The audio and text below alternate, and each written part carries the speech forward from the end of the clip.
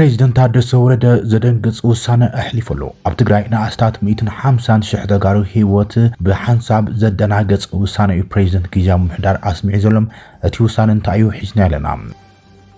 ቀዳማይ ሚኒስትር ኢትዮጵያ አብይ አሕመድ ብቋንቋ ትግርኛ ዝሃቦ ቃል ምሕተት ናይ ሰላም መልእኽቲ ጥራይ ዘይኮነ ኣብ ልዕሊ ትሕዝ ዘሎ ትግራይ ዘመሓድር ዘሎ ህወሓት ወይ ድማ ጊዜያዊ ምምሕዳር ትግራይ ድማ ከቢድ ክሲ ኣቕሪበሎም ትግራይ ዝኾነ ይኹን መስዋዕቲ ንምኽፋል ድልዋቲና ክብል እዩ ቀዳማይ ሚኒስትር ተዛሪቡ ዘሎ ኣብ ልዕሊ ሻዕብያ እውን ጥንክር ዝበለ መጠንቀቕታ የስሚዑም ብዛዕባ እዚ እውን ብዝርዝር ሒዝና ኣለና። ኣስመራ ዝወዓለ ትግራዋይ ፖለቲከኛ ዝምልከት ሓበሬታውን ሒዝና ኣለና። ኣብ ደቡባዊ ኢራን ገራሽ ኣብ ዝተባሃለ ከባቢ ከቢድ ምንቅጥቃጥ መሬት ኣጋጢሞሎም ኢራን ፈተነ ምትኳስ ኒውክሌር ኣካይዳ ዝበሃል ዘሎ ኮይኖም በተኻለ ገጽ ግን እቲ ዘጋጥመ ምንቅጥቃጥ መሬት ተፈጥሮኣዊ ከም ዝኾነ እውን ሳይንቲስታት እናገለጹ እዚ ከምዚ ኢሉ እንከሎ ድማ ኣሜሪካ ኣብ ልዕሊ ኢራን ልዕሊ 1700 ኢላማታት ከም ዝወቕዐት ኣፍሊጣላ። ካብ ትግራይ ሆራይዘን ዝኸበረ ሰላምታና ብዘለኹም ይብጻሕኩም ነዞም ሓደሽቲ ምዕባለታትን እዋናዊ ዜናታትን ብዝርዝር ከነካፍለኩም ኢና። ሰብስክራይብ ላይክ ሼር እናገበርኩም ዜናታትን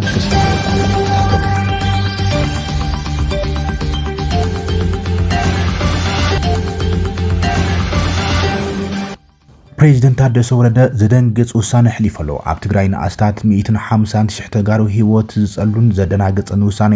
ፕሬዚደንት ጊዜያዊ ምምሕዳር ትግራይ ተሰሚዑ ዘሎም መሃያ ንምኽፋል ስለዝተጸገምኩ ካብ ሕዝን ድሓር መሃያ ንሰራሕተኛት መንግስቲ ምኽፋል ኣቋሪጽ ኣለኹ ክብል ኣፍሊጠለቶ ጊዜያዊ ምምሕዳር መሃያ ሰራሕተኛ ንምኽፋል ከም ዝተጸገመ ጊዜያዊ ምምሕዳር ትግራይ ብወግዒ ኣውጀሎም በጀት ካብ መንግስቲ ፌደራል ብዘይምልቃቁ መሃያ ሰራሕተኛ ንምኽፋል ከም ዝተጸገመ እዩ እቲ ጊዜያዊ ምምሕዳር ብወግዓዊ ደብዳቤ ናብ ቢሮታት ልኢኽ ዘሎም ከም ሓበሬታ ቤት ጽሕፈት ፕሬዚደንት ጊዜያዊ ምምሕዳር ትግራይ ካልኦት ወጻኢታት ስራሕ መካይዲ ጠጠው ክብሉም መምርሒ ከም ዝሃበን ናይ ወርሒ ለካይት ንምኽፋል ከም ዝተጸገመን ይፍሊጥ ዘሎም መዓዝ ከም ዝኽፈል ዛጊድ ዕላዊ ኣይገበረን ደብዳቤ ሰራሕተኛ መንግስቲ ብወገኖም ኣብ እዋኖም ክኽፈሉ እዮም ዝምሕጸኑ ዘሎም ብኻሊእ ገጽ ድማ ጊዜያዊ ምምሕዳር ትግራይ ንኮሚቴ ዕማም ካብ ማህያ ዝተገብረ ወፍያም ክሳብ ወርሒ ለካቲት ኣታዊ ክኾን ከም ዝኣዘዘ እዩ ተገሊጹ ዘሎ መንግስቲ ፌደራል ብዛዕባ ምኽካል በጀት ትግራይ ዝምልከት ዛጊድ ብወግዒ ዝሃቦ መልሲ ኣይነበረን እዩ እንተኾነ ግና ሎም መዓልቲ ብዝተፈላለያ መንግስታውያን ቴሌቪዥናት ኢትዮጵያ ኣብ ዝተመሓላለፈ ቃለ ምሕተት ቀዳማይ ሚኒስትር አብይ አሕመድ ግን ናብ ትግራይ ዝለኣኽ በጀት ህወሓት ንኩልመዳዊ ኩናት የውዕሎ ከም ዘሎን ልዑል ብኽነት በጀት የስዕብ ከም ዘሎ ይከሲሱ ሰሎም መራሕቲ ህወሓት መንግስቲ ፌደራል ስምምዕነት ፕሪቶሪያ ብምፍራስ ይኸስው እዮም ዘሎም እቶም ብውሳነ ጊዜያዊ ምምሕዳር ትግራይ ማህያ ኣይትኽፈሉን ኢኹም ተባሂሎም ዘሎም 150 ሽሕ ዝግመቱ ሰራሕተኛት መንግስቲ ትግራይ ኣብ ዝቕጽሉ ዘለው መዓልታት ሰላማዊ ሰልፊ ንኸካይዱ ድማ ጎስጓሳት ተጀሚሮም ኣሎም። ቀዳማይ ሚኒስትር ኢትዮጵያ አብይ አሕመድ ብቋንቋ ትግርኛ ዝሃቦ ቃለ ምሕተት ናይ ሰላም መልእኽቲ ጥራይ ዘይኮነ ኣብ ልዕሊ ትግራይ ዘመሓድር ዘሎ ህወሓት ወይ ጊዜያዊ ምምሕዳር ትግራይ ሓያል ክስን ኩነኔን ኣቕሪቦሎም ቀዳማይ ሚኒስትር አብይ ዘለዓለም ቀንዲ ነጥብታት ድሑርን ደው ዝበለን ኣተሓሳስባ ዝተዓጠቐ ኢሉ ዝገለጹ ኮይኖም ንፖለቲካ ኣቀራርባ ህወሓትን መሪሕነትን ግዚኡ ዝሓለፈ ክብል ገሊጾሎም መራሕቲ ህወሓት እዋናዊ ፖለቲካዊ ዓለም ኣይርድኦምን እዮም መራሕቲ እቲ ጉጅለ ድማ ቅድሚ 50 ዓመት ኣብ ዝነበረም ድሑርን ደው ዝበለ ኣተሓሳስባን ተዓጽዮም ዝርከቡ እዮም ኢልዎም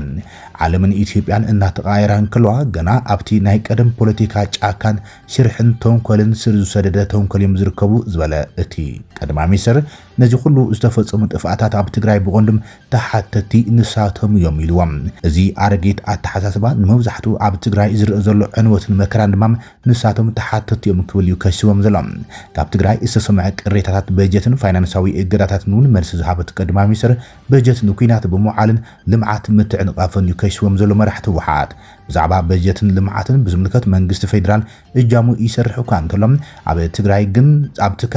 ትግራይ ዝካየድ ዘለው ጻዕርታት ግን ድኹምን ኣዕናውን ይክብል ገሊጾሎም ብኽነት በጀት ዝምልከት መንግስቲ ፌደራል ንህዝቢ ትግራይ ዝኸውን ናይ ልምዓት በጀት ይለቀው እኳ እንተሎም ምምሕዳር እቲ ክልል ግን ነቲ ገንዘብ ኣብ ክንዲ ንረብሓን ህዝብን ልምዓት ዘውዕሎም ገንዘብ ኣብ ጎንፅን ዘይኮነ የባኽኖ ከም ዘሎ ይገሊጽዎ ዘሎም ብሓደ ወገን ዝግበር ጻዕሪ ዋጋ ይቡልን ዝበለ ኣብም ንሕና ማለት እውን መንግስቲ ፌደራል ሰላምን ልምዓትን ጥራሕ እንተበልና ዋጋ ይቡልን ንስኻትኩም ማለት እውን ህወሓት ንኹናት ንጎንፅን እንተሰሪሕኩም ለውጢ ክህሉ ኣይክእልን እዩ ብምባል ኣፈጻጽማ ጊዜያዊ ምምሕዳር ታደሰ ወረደ ድማ ድኹም ብምባል ይነቂፎ ዘሎ ጉዳይ ወልቃይትን ምምላስ ተመዛበልቲ ትግራይን ኣዝዩ ኣጸጋሚ ጉዳይ ከም ዝኾነ ዝገለጾ እቲ ቀዳማይ ሚኒስትር እዚ እውን ብመሰረት ሕግን ሕገ መንግስታዊ ስርዓትን መፍትሒ ከይረክብ ዓንቂፉ ሒዝዎ ዘሎም ህወሓት ንተመዛበልቲም ጂኦ ፖለቲኩ ሒዝዎ መለ ክብል ከይስዎ ዘሎም ወላኳ መርገጺ መንግስቲ ፌደራል ጉዳይ ወልቃይት ብሕግን ሕገ መንግስትን ክፍታሕን ተመዛበልቲ ናብ ዓድታቶም ክምለሱን ዝብል እንትኾነም እዚ ከይኸውን ዝዓግድ ዘሎ ግን ባዕሉ ህወሓት እዩ ክብል ብምቕጻል ከይስዎም ህወሓት ተመዛበልቲ ናብ ገዝኦም ንኸይምለሱም ዕንቅፋታት እናፈጠረ ንፖለቲካዊ ዕላማ ህዝቢ ሒዙ ከም ዘሎም አትሪሩ ከሲስዎ ዘሎ ዓብይ ቀዳማይ ሚኒስትር አብይ ጉዳይ ወልቃይት ከቢድ ዕዮ ገዛና እዩ ዝበለ ኮይኖም እቲ መፍትሒ ዳግም ብኩናት ዘይኮነስ ብሕግ ጥራሕ እዩ ክብልን ወልቃይት ኣይንዋጋእን ብምባል ህወሓት ግን ወልቃይት ንምምላስ ብኩናት እዩ ዝሓስብ ብዝብል ትርጉም ዘለውም አገላልጻ ተዛሪቦም ህዝብ ትግራይ ዋላኳ ሰላም ይብል እንተሎም መራሕቲ ህወሓት ግን ንኸልኣይ ኩናት እናተዳለዎም ነቲ ህዝብ ድማ ደቂ አስከሊኦም እዮም ዘሎ ክብል ከይስዎም ዘሎም ቀዳማይ ሚኒስትር አብይ ብምቕጻል ህወሓት ካብ ኩናት ወጻይም ዘይነብር ሓይሉ ክብል ገሊጽዎሎም ነዘካይዳዚ ዘይጠቅምን ግዜኡ ዝሓለፎን ዝኣርገን መንገዲ ዝበለ አብይ ህወሓት ነዚዕናው መንገዲ እንተዘይገዲፍዎም ንህዝብ ትግራይ ናብ ዝኸፍአ ዓዘቕቲ የምርሖ እዩ ዘሎ ክብል አጠንቂቖሎም ብሓፈሻ መድርኡ ልግስን ምጽዋርን ፌደራል መንግስቲ ዘጋነነ ኮይኖም ድኽመትን ዕናውነትን ጽንፈኛን ኩናት ፈታውነት ህወሓትን ብምባል ድማ ጊዜያዊ ምሕዳር ትግራይ እውን አጃሚሉ ከሲስዎን ነቂፍዎን ለአብይ አሕመድ ጉዳይ ሻዕቢያ ዝምልከት ድማ አትሪሩ ላዕላውነትና ናይ ምኽባር ስጉምቲም ክንወስድና ክብል ተዛሪቡ ኣብ እዋን ኩናት ሰራዊት ኤርትራ ኣብ ከተማታት አክሱም ሽረ ዓድዋን ዝፍጽሞም ዝነበረ ግፍዕታት ተቐባልነት ዘይብሎምን ዝኹነኑ ተግባራትን እዮም ዝበሎም አብይም ሽዑ ምስ ህወሓት ንዋጋእ ስለ ዝነበርና ሻዕቢያ ኣብ ልዕሊ ህዝቢ ትግራይ ዝፍጽሞ ዝነበረ ግፍዕታት ንምውጋድ ክንዋጋ ዓቕሚ ኣይነበረናን ይብሎም መንግስቲ ዝኾነ ናይ ወጻኢ ምትእታው ከም ዝቃወምን ላዕላውነት ተሃገር ንምሕላው ከም ሰርሕን ገሊጸሎም መልእኽቲ ቀዳማይ ሚኒስትር አብይ ንህዝብን መንእስያን ትግራይ ድማ ብፍሉይ ሓሊፈሎም ህዝቢ ትግራይ ካብ ኩናት ንላዕሊ ሰላምን ልምዓትን ይግቦም ሰላሙን ድማ እዩ ዝደሊ ዝበለ ኮይኖም መንእሰይ ትግራይ ብናይ ቀደም ዝኣረገ ሓሳባት ዝንቀሳቐሱ ሰባት ናብ ኩናት ዝግበረሉ ጎስጓሳት እምቢ ክብልን እቶም መንእሰያት ካብቶም ዝኣረገ ኣተሓሳስባ ዘንቀሳቐሱ ንኩናት ዝገብርዎ ጎስጓስ ንነብሶም ከከላኸሉ መኺረሎም መንግስቲ ኣብ ክልል ትግራይ ሰላምን ምፍጣር ተወፋይነት ከም ዘለዎ ነዚ ዝኾነ ይኹን መስዋዕቲ ንምኽፋል ድልውነት ከም ዘሎን እዩ ገሊጹ ዘሎ ቀዳማይ ሚኒስትር አብይ አሕመድ ንኣገልግሎት ዜና ኢትዮጵያ ብቋንቋ ትግርኛ ኣብ ዝሃቦ ቴሌቪዥናዊ ቃል እቲ ሓይሊ ጥሩፍነት ዝውን ኣብ ሰፊሕ ወታደራዊ ምልዕላል ይርከብ እቲ ኣዝዩ ዝስከፍ ጉዳይ ድማ ብቕሉዕ ምፅረ ኢትዮጵያ ዝኾኑ ሓይልታት ምስላፍ እዩ እዚ ብታሪክ ታይ ቦታ ከነብረና ዝብል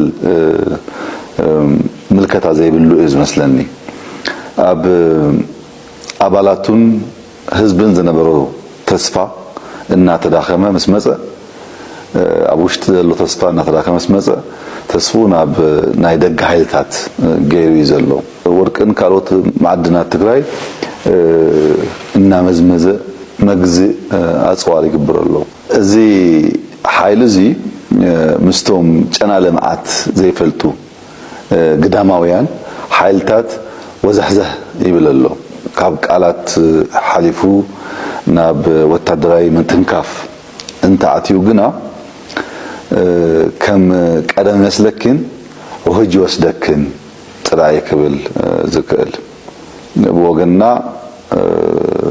ብፍጹም ብሱሕ ኣብ ትግራይ ዝጅመር ውግእ ከም ዘይሎ ክረጋገጽ ደሊ ኣብ ትግራይ ዳግም ውግእ ናይ ምጅማር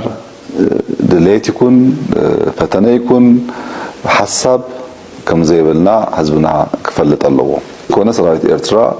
ኣብ ትግራይ ኣትዩ ከበርቲ ገበናት ፈጺሙ ትካላት ዘሪፉን ዓንዩን ንጹሓት ቀቲሉን ዓሚጹን ሲቪላዊ ትህተ ቅርጽን ማህበራዊ ትካላት ዘሪፉን ዓንዩን ብፍላይ ኣብ ከተማ አክሱም ኣብ ውሽጢ ክልተ መዓልታት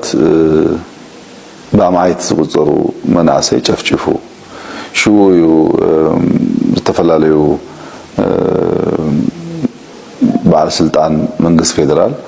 ንኣስመራ ሰዲና ዝነበረና ማለት እዩ ስለዝኾነ ኣቕሚ ተተረጊቡ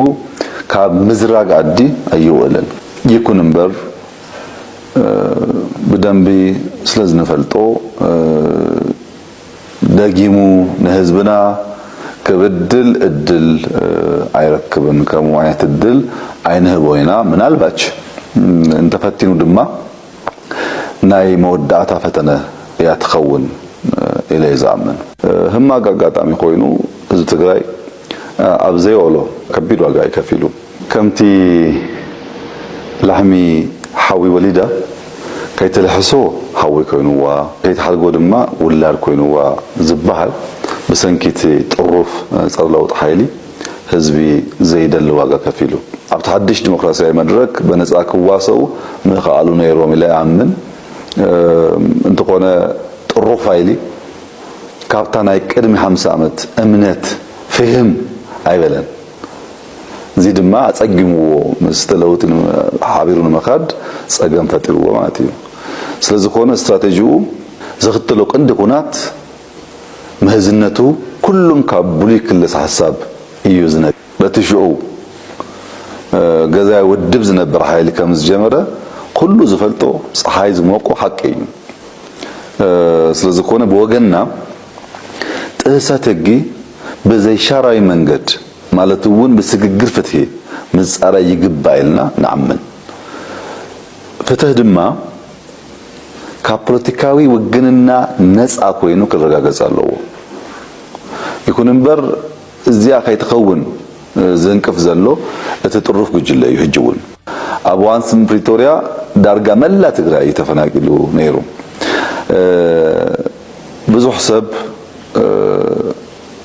መፈናቀል ትብል ዘሎ ወልቃይት ራያን ጥራይ ዝመስሎ ግን ከመይ ነበረ መብዛህቱ ናቤቱ ተመልሲዩ ንብል እንተለና አብሽረ ይሁን አዲግራት ይኩን አድዋ ይኩን መቀለ ይኩን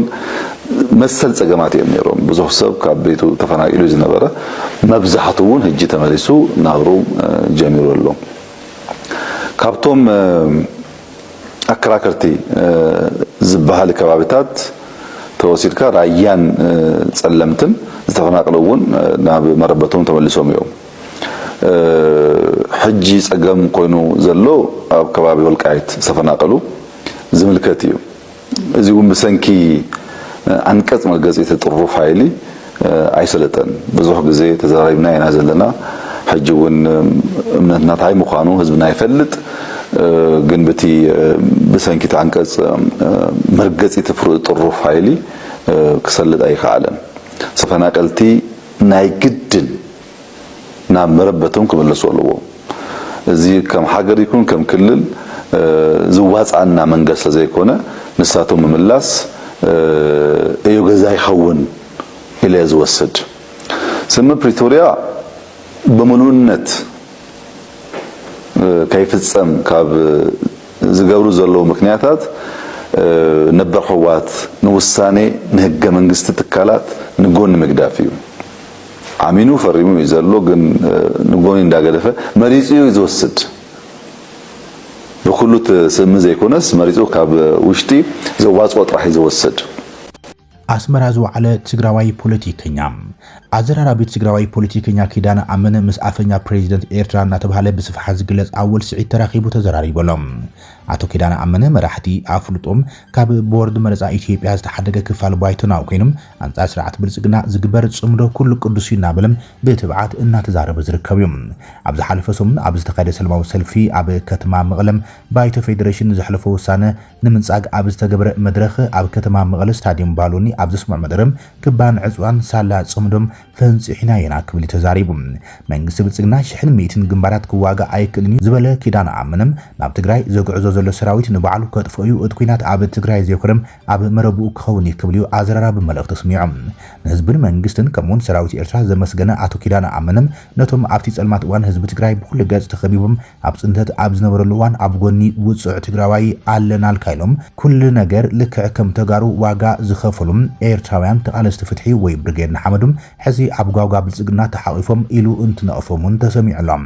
ፖለቲከኛ ኣቶ ኪዳነ ኣመንን ኣብ ከተማ ኣስመራ ከይዶም ምስ ሰበስልጣናትን ካድረታትን ሻዕብያ እንታይ ተዘራሪቡ ዛጊድ ብወግዒ ዝተባህለ ነገር ዋላ ይሃሎም። እቲ ቀንዲ ምኽንያት ግን ጉዳይ ምጥንኻል ጽምዶን ቀጸልቲ ስጉምታትን ንምዝራብ ክኸውን ከም ዝኽእል ዝግመት። ኣብ ደቡባዊ ክፋል ኢራን ምንቅጥቃጥ መሬት ኣጋጢሙ። እታ ብኩናት እትሕመስ ዘላ ኢራን ኣብ ደቡባዊ ክፋል እቲ ሃገር ገራሽ ኣብ ዝተባህለ ከባቢ 4.3 ሬክታር ዝዓቐኑ ምንቅጥቃጥ ምድሪ ኣጋጢሙ ዒሎም። እቲ ኣብ ሰንሰለታዊ ኣኽራናት ዘናግሮስ ኢራን ዘጋጥመም 4.3 ሬክታር ዝዓቐኑ ምንቅጥቃጥ ምድሪ ብስንኪ ትሕዝ ዘሎ ወጥሪ ኩናት ኣቓልቦ ብዙሓት ስዒቡ ዒሎም። ኒኩለራዊ ፈተነ ድዩ ኣይኮነን ዝብል ጥርጣረታት እኳ እንትነበረም ሳይንሳዊ መርትዕታት ግን ካብዚ ዝተፈለየ ታሪክ እዮም ዝገልጽዎ ዘሎም። ብመሰረት ጸብጻብ ጂኦሎጂካዊ ዳህሳስ ሕብራት መንግስታት ኣሜሪካ እቲ ምንቅጥቃጥ ምድሪ ኣብ 10 ኪሎ ሜትር ዕምቆት ዘጋጥሞ ኮይኖም እዚ ምንቅጥቃጥ ምድሪ ብተፈጥሮኣዊ ምግጫው ቴክቶኒክ ፕሌት ዝመጸ ኢልዎም። መሳርሒታት ምክትታል ነቲ ቅርጺ ማዕበል ኣብ ዝተንተነሉ እዋን ሓያል ኤስን ፒን ማዕበላት ከም ዝተረኣዩን እዚ ድማ እቲ ምንቅጥቃጥ ምድሪ ተፈጥሮኣዊ ምዃኑ ኣረጋጊጾም። ኒውክሌራዊ ፍንጀራ እንተዝኸውን ነይሩ እቲ ማዕበል ዝተፈለየም ኤስ ዝበሃል ማዕበል ምስኣነ ነይሩ ይብል። ብሓፂሩ እቲ ምንቅጥቃጥ ምድሪ ብዝኾነ ይኹን ኒውክሌራዊ ፈተነ ወይ ድማ ሰብ ዝሰርሖ ፍንጀራ ዘይኮነ ኣብ ውሽጢ መሬት ብዝተፈጠረ ምግርጫው ከም ዝመፅኦም ሳይንሳዊ መርትዕታት ዝገልጹ ዘሎም። ዛጊድ በቲ ምንቅጥቃጥ ምድሪ ዝኾነ ጉድኣት ኣይተጸብጸበን ዘሎም። እዚ ከምዚ ኢሎም ከሎ ድማ ኣሜሪካ ኣብ ኢራን ልዕሊ 1700 ዒላማታት ከም ዝወቕዐት ገሊጻ። ማእከላይ እዚ ኣሜሪካ ሴንትኮም ኣብ ኢራን ኣብ ውሽጢ 3 መዓልታት ልዕሊ 1700 ዒላማታት ከም ዝወቕዐ ኣፍሊጦሎም። እቶም ዒላማታት መወንጨፊ ሚሳይላት፣ መራኽቢ ሓይሊ ባሕሪ፣ ሳብመሪናት፣ ማእከላት ቁጽርን ዘጠቓለሉ ኮይኖም ሙሉእ ብምሉእ ዓቕሚ ምክልኻል እቲ ሃገር ደምሲስና ኣለና ክብል እዮም ሰራዊት ኣሜሪካ ገሊጹ ዘሎ። እቲ መጥቃዕቲ ማእከላይ እዚ ሓዊሱ ብርክት ዝበላ ነፈርቲ ውግም ሚሳይላትን መራኽቢ ውግእን ዘሳተፈ ወፍሪ እዮም። ጸብጻብ ኣብ ዝሓለፉ 3 መዓልታት ኣብ ልዕሊ ኢራን ዝተፈጸመ መጥቃዕቲ ብዝርዝር ዝገልጹ ኮይኑ እቶም ዕላማታት ብቐንዱ ዕውታት ስርሒታት እዮም ነይሮም ኢልዎም። እስራኤል ምስ ኣሜሪካ ብምውሃድ ኣብ ልዕሊ ኢራን መጥቃዕቲ ኣብ ዝጀመረትሉ መዓልቱን ኣብ ጎረቤት ሃገር ሊባኖስ ኣብ ልዕሊ መሓዛ ኢራን ሂዝቦላህ መጥቃዕቲ እናካየደት እያ ዘላ።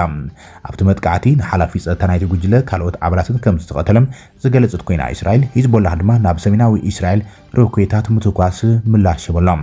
ብሂዝቦላህ ኣብ ልዕሊ እስራኤል መጥቃዕቲ ዝክፍጸም ምዃኑ ተፈሪሑ ጸንሐ መንግስቲ ሊባኖስ እውን ነቲ ጉጅለ ወተሃደራዊ ስርሒታት ከይፍጽም ከም ዝኣገዶ እዩ ኣፍሊጡ ዘሎ። እንተኾነ እቲ ግጭት ሕዚ እውን ብሰፊሑ ንዞባ ሙሉእ እናናወጸም ይቕጽል እዩ ዘሎ።